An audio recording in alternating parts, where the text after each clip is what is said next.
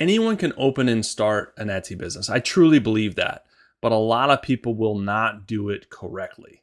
Not because they can't, it's mostly because they don't know what they don't know. And that's where I come in. Today, I want to give you everything you need to know in order to start and open your Etsy business and have the best chance of success when you do it. Let's go.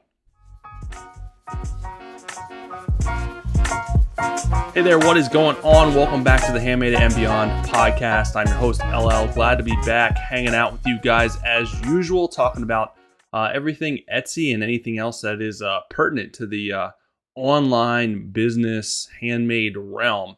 And today I got a really good episode for you guys that maybe you've started an Etsy business or maybe you've been thinking about it for a long time. Either way, you can pull some nuggets out of this episode because even if you have your shop open, this may be stuff that you missed. You need to backtrack, reevaluate, and implement this stuff in your shop so you can see success sooner than later. I can't guarantee success. I can never tell you that you're ultimately going to be able to do this full-time, step away from your full-time job and do Etsy full-time. I can never do that, but there's things that you can do, best practices that you can do that will enable you to have the best chance of being able to do those things if that's what you want out of your Etsy business, or at a minimum be able to have a nice part-time income or be able to make sales here and there, or get your first sale a lot sooner than even I did, because I'm sharing this stuff in my journey that has helped me and helped hundreds of other Etsy sellers that I've worked with. So today's episode is all about the things that you need to know before starting and opening an Etsy shop. This stuff will help you out tremendously in your journey. And the first thing is something I've talked about before many times, but a lot of people still mess this up, and it's the most important thing. I'm going to give you three things. They're all very important. The first thing is just as important as the other things I'm going to talk about, and that is your niche. Defining the niche that you're going to sell in, or niche, or however the heck you say it. Don't tear me up in the comments because I'm saying it wrong. I say it different every time. So your niche is basically what category you're selling. What are you selling? What's the subject matter? What type of products are you selling? What type of subject matter are you selling? That goes into your niche. The main thing that trips people up with their niche is that their niche is too broad. They didn't define it. They did not niche down enough. So finding your niche is often not enough. It's not good enough. Your niche may be furniture. It may be clothing. It may be art. It may be digital prints. It may be vintage. Those are all niches. Those are all categories and niches that people sell in, but that is not enough. Those are way too broad. And if you go into it saying like, oh, I'm going to sell furniture, you don't have a clear mission. You don't have a clear defined niche that you can really hone in on and capitalize in on and target on, which I'm going to talk about later in this episode, why it's important to have a clear defined niche that's niched down, that is very specific and clearly defined. So even if you're in the furniture space, how can you niche down? What specific furniture are you going to make? You're not going to make everything. You're not going to make everything under the sun, nor should you, because that's going to be really stressful and not easy to manage. So I'm sure you have an expertise in a specific type of furniture that you're going to start out with. And that's what you're going to hammer that nail in and create a lot of different products within that sub niche of the furniture category. So maybe you're doing chairs. Okay, well, niche down even further. What type of chairs are you doing? Are you going to specialize in all chairs? There's millions of different chairs. No, probably not. Are you going to specialize in wood chairs, wood dining room chairs? Are you going to specialize in like reading nook chairs with fabric? industrial chairs, vintage style chairs, modern chairs. So those are the questions that you have to ask yourself. And then once you have your clearly defined niche, then you can move forward with creating your product line within that niche. And your niche should be able to create a significant amount of products tailoring to that specific niche. Don't think just because you're selling furniture, you got to do a table, a desk, chairs, shelving. You're going to be all over the place, and it's going to be a lot harder to be successful unless you have a clear style that you do that is your sub niche for that type of furniture.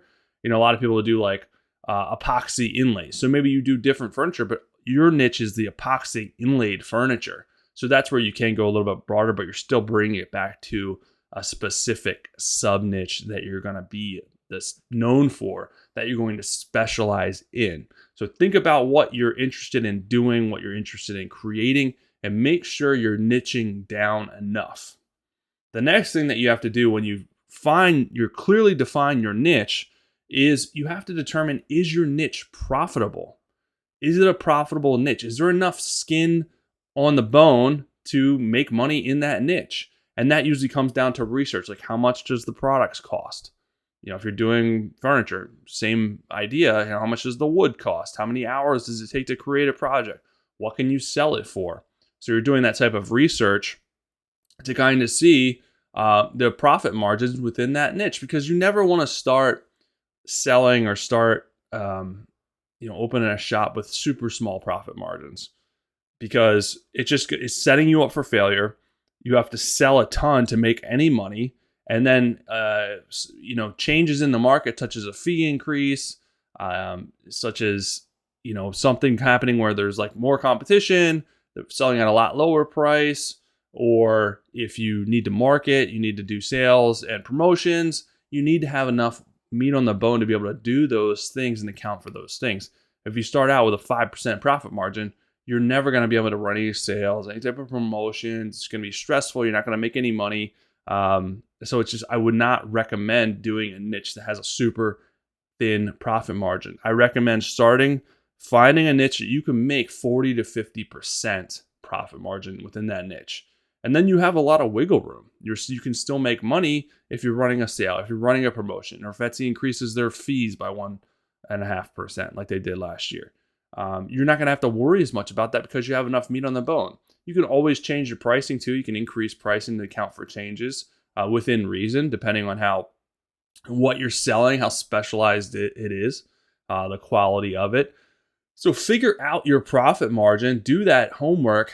How much does it cost for the materials, the supplies? Make sure you're getting that stuff wholesale, and then do the math. Know what your profit margin is going to be or projected. It doesn't have to be exact, but have a decent idea, decent projected profit margin. So, and then you got, shipping plays into that. You're going to offer free shipping, discounted shipping. Again, it doesn't have to be perfect. You can use tools. My favorite tool is Alora. They actually have a free Etsy fee calculator, which also tells you your profit margin if you punch in the numbers. So I'll drop a link below for that. And then you can also do research within Alora to see the products that you're thinking about selling and see the average pricing. So you can come up with an idea of what you're going to charge, and that's going to dictate your profit margin. So those are the things that's going to be that you should know up front. If you're doing that after your shop's up and running and you're just now figuring out your profit margin, probably not a good idea, especially if you figure out your profit margin is way too low. Jacking up your prices may not be the solution. There is people that sell their stuff too light, too low. But depending on, hopefully you fall into that category. But if you're not selling your stuff too low and there's no profit margin, no meat on the bone for a decent profit margin, that's just going to be a race to the bottom, and you're going to eventually lose interest because you're not making any money. And it's fun, but not fun when you're not making any money. So your niche, take some time, figure out your niche. If you already have your shop open, take a step back. What is your niche? What are you catering to?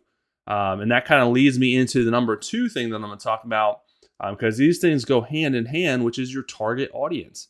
A lot of people don't think about their target audience. Your target audience is who's going to buy your stuff. Who are you going to market your stuff to? Who are the products for that you're selling?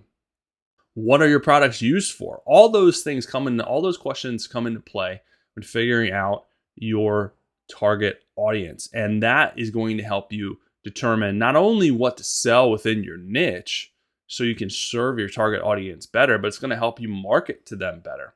And by marketing, I mean the keywords that you're using. Keywords you're using, your title, your tags, your descriptions. Those are focused on targeting a target audience.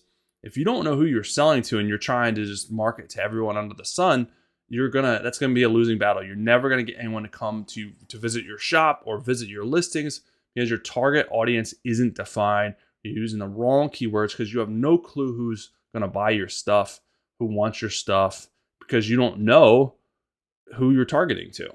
So there's a specific type of person that you're going to be targeting to, depending on their likes, dislikes, what they're looking for. And those are going to play into the keywords that you're using. If you need keyword help, again, Alora's there to help you.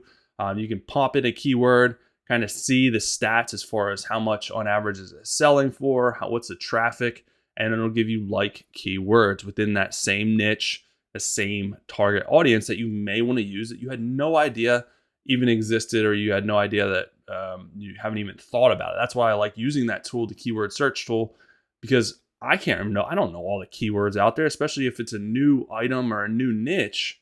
This is going to help do that research so you're not flying blind and just throwing random stuff in your listing and hoping that it sells. This is giving you actual data points, actual numbers paired with keywords that you guys will know. This stuff's getting traffic. I'm going to pop these into my listings and have the best chance of success. So your target audience is important to market your stuff better now and help bring stuff to market later on that is going to have the best chance of selling. Because you're going to make sure, if you know your target audience, you're going to make sure you're creating products that your target audience will be interested in and that they want. And that's going to help keep you on track for the long term. So you can keep creating products, new products that are going to sell based on not only how your past stuff is doing, but how your future target audience, things your future target audience may want. So those are the first two, your niche and your target audience. And it's okay. I know some of you have probably never even thought about those things, and it happens. It's very common. But this is the legwork that you can do up front that's going to make your life a lot easier down the road. The third thing pairs nicely with these first two, and that is your brand and your vision. And a lot of times this is usually something that people think of first. They think of their brand first, your logo, your color scheme, your name.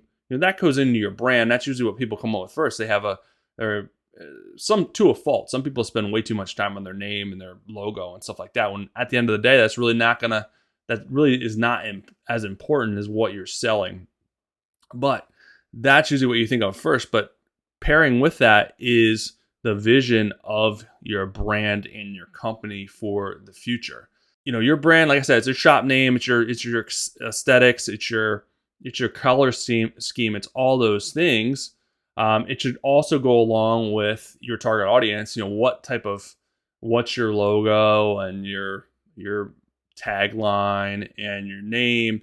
That should pair with your target audience. It shouldn't be completely different to your target audience. If you have kind of like a heavy metal theme and you're selling baby clothes, those don't pair nicely together. It makes no sense. So people are going to think they're at the wrong place when they land on your shop. So your brand has to pair nicely with your target audience. So that's why I like to do that first, your niche and target audience first, before you get to your branding, because that should come after and should pair with the two before it. So think about those things, but more importantly is the vision of your brand. And that is kind of what you're releasing now, what products you're releasing now. Where is that going to go in the future? You're not going to open your shop day one and have all the products in there that you want. So you have to stay on pace to keep creating products, keep putting new stuff in your store, and not only to continue to grow, but to continue to teach the algorithm that you're working on your shop, that you're an expert in your sub niche, and then also continue to feed the algorithm with data, and also learn from that data what it's telling you, what's selling, what's not selling, So you're continuing to release products, but you got to have a vision for what you're going to release in the future.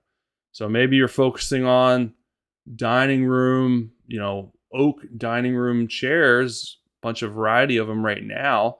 Maybe you want to expand into reading chairs, fabric reading chairs down the road. But that's all part of your vision. That's all going to play together. The things should be related within your, it should make sense to your branding. It should make sense to your target audience and your niche. You're not going to completely do a 180 and you're selling furniture, you're going to do shirts. That makes no sense. Not that you can't do that. It's just a little bit harder. You can do shirts like with funny furniture sayings. I don't even know if that exists. Probably doesn't. It sounds completely ridiculous now that I say it out loud. But you know what I mean. Stick with the theme of your niche and have a vision for where you're going to go to stay on course. So your brand and your vision, I like to pair those together. So you have a roadmap. You know where you're going to go, and you're going to keep adding products into your shop based on your target audience and your niche. And you have to have an idea to make sure you have enough stuff to get to, I think the magic number is a couple of hundred listings. That is going to make it a lot easier for the algorithm to send people your way. I really started seeing a huge uptick in traffic after 200 listings. So it depends what you're selling, obviously. That's going to be a lot harder for some of you, a lot easier for others of you. But have a plan in place to get as many listings as possible based on your sub niche and based on your target audience. And that's going to help you guys grow as fast as possible. And it's as long as you're adding stuff consistently, keeping an eye on what your previous stuff is doing, that's going to help you make decisions for the future. And along the same lines with your brand, if you guys have used Canva before, that's a fantastic resource to be able to create your logos, your banner images, your brand colors. They actually have a brand hub category in there now. And I'm not sure if that's free for free users. I know it's in there for the professional users. And I think professional, don't quote me on this, I think it's only $10 a month. It's well worth it. I use Canva all the time. It's a fantastic resource to be able to edit photos, remove backgrounds, but you can also create a brand kit in there with your color schemes, your logo. There's tons of existing themes which you can use and edit, tons of existing logos which you can use and edit to your liking and make your logo. So fantastic resource, especially if you've never used it before and want to come up with a brand with colors that make sense. Definitely use that brand hub, and I'll drop a link below for Canva as well. So some of this stuff is just going to make your life a lot easier and trying to struggle through it. You can also hire people to do your logo on like Fiverr for like $5-10. It really depends on which way you want to go, how much time you have, what resources you want to extend. So those are the top three things that you guys need to start and open an Etsy shop: your niche, target audience, your brand, and your vision. Those are the three most important. They all kind of intertwine together, but you have to think through those things, even if you are open. I go back and I think about those things. And early on, I pivoted. I changed my branding. I changed my niche. I changed my target audience because what I was originally doing wasn't working. So I changed 2 or 3 times before I kind of settled into what my shop is now, my main shop. So think about that. It's always good. You can always pivot down the road. A lot of people overthink this stuff, but you have to think through it. So you have a starting point and you have a vision for the future. Now, kind of as a bonus here, the less important things that you guys need to get your shop opened. And I have a very detailed, if you go to my YouTube channel, there's a very detailed walkthrough video. It's almost an hour long where I go from A to B as far as everything you guys need to do to open your shop. If you don't already have your shop open, so check that out. There is a video on there, but the other things that you guys need, the less important things that you need are, a bank account. Etsy requires a bank account. That's how you deposit funds in your account. Once you make sales, fingers crossed, you'll make a lot of sales. You get a lot of deposits. You need a credit card. That's how they charge you for billing. If you don't sell enough to cover your fees, you need products to sell. You need at least a couple products ready to go so you can take pictures and get them up there for sale.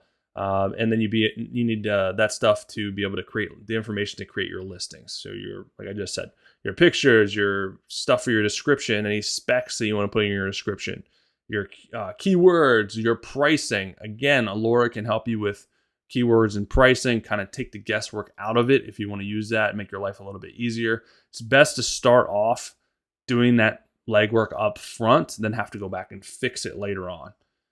You may still have to do that ultimately, but at least give yourself at least make it a little bit easier on yourself initially, and not have to go back and clean up everything as much as you would have had to do if you just kind of did this stuff off the cuff, not knowing anything, and just threw listings up just based on what was in your head or what you thought was right. So those are the top things, guys, that I would recommend focusing on and doing before you click open on your shop. Get that legwork done. It's going to make your life a lot easier. You're going to have the best chance of success when you do open your doors, or even if you have your doors open, go back and analyze what you've been doing to this point. I guarantee that will help you. That is it. If you guys haven't got my new guide, how to get your first 100 sales and beyond on Etsy, that goes nicely with this episode too. You guys can get that. There's a lot of tips and some strategies mixed in, things that you guys can do to hopefully help you get more sales and hit that 100 sale benchmark and beyond. If you can get 100 sales, you can get 1,000 sales, you can get 10,000 sales. So this will help you definitely do that. So make sure you guys get that at handmadeandbeyond.com/100 sales. Download it. It's free. Other than that, I'll be back soon with another good episode for you guys. Have an amazing rest of your day.